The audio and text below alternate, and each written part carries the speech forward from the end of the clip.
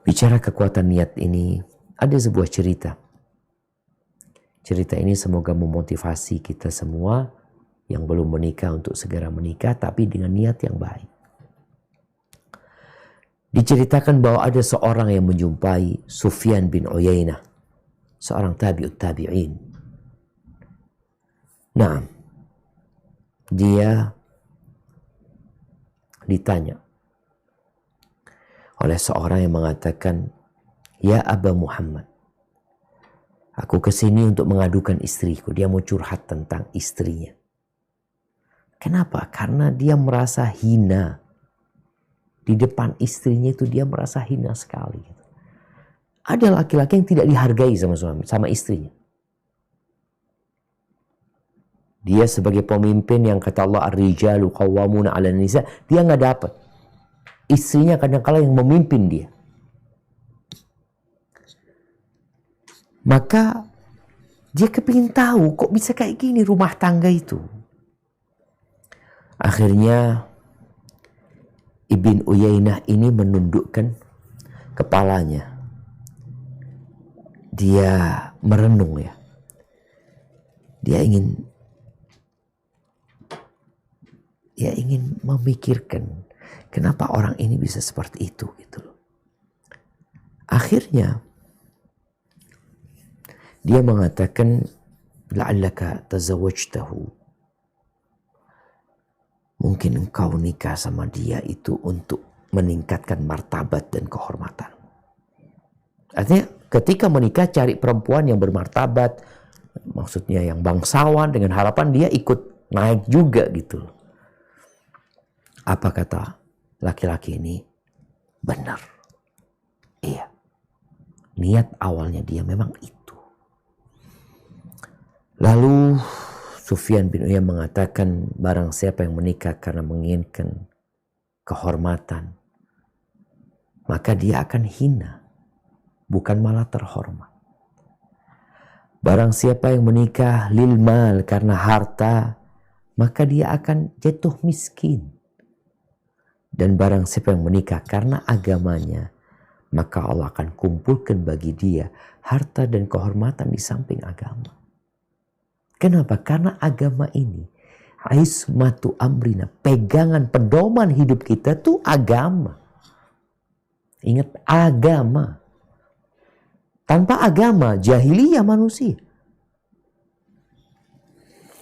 Lalu Sufyan bercerita kepada orang ini. Dia mengatakan, kami nih, Sufyan bin Uyainah ini, ternyata dia punya saudara 3. Muhammad bin Uyainah, Imran bin Uyainah, Ibrahim bin Uyainah, dan dia Sufyan bin Uyainah. Lalu dia mengatakan, Muhammad itu yang paling besar, kakak dia. Tatkala Muhammad hendak menikah, dia menginginkan wanita yang dzu hasab, yang punya nasab mulia, yang bangsawan ya. Betul. Akhirnya dia menikahin wanita karena faktor nasab. Dan ternyata dia diuji dengan kehinaan. Karena si perempuan ini merasa lebih tinggi daripada lakinya. Makanya kenapa para ulama memberikan arahan nikah itu yang sekufu ya. Yang sepadan. Ketika dia menikah dengan wanita, niatnya sudah ingin lebih terhormat lagi, ternyata dia malah hina. Adapun Imran yang terakhir. Imran itu kepingin menikah dengan wanita yang kaya raya. Nabi SAW menyebutkan memang wanita dinikahin karena beberapa hal. Karena kecantikannya, karena kekayaannya, karena nasabnya.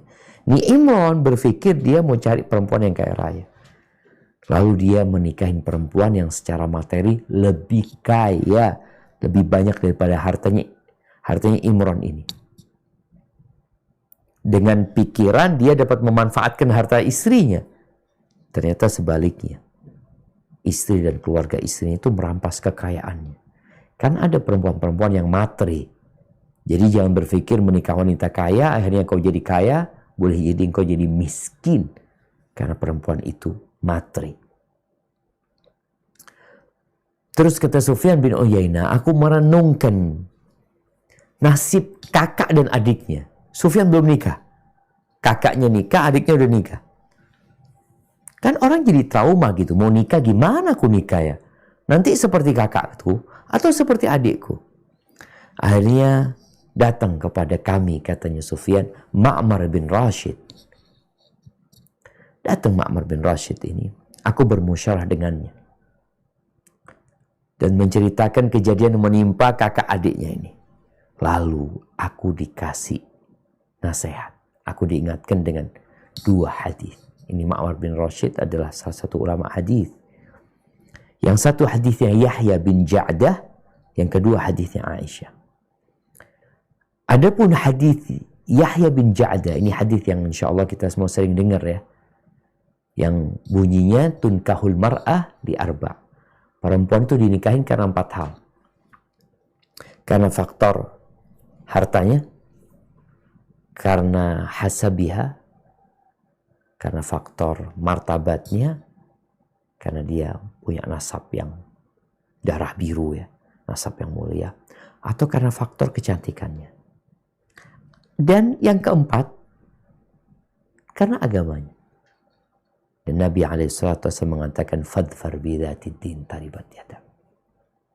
Kalau engkau ingin beruntung hidupmu, maka cari wanita yang agamis.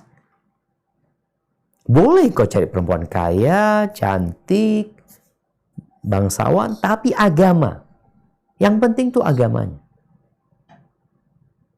Karena kalau engkau kaya, cantik, bangsawan, agamanya minim, berantakan hidup. Oh nanti kita perbaiki, ya semoga sukses, kita doakan. Tapi banyak yang nggak sukses.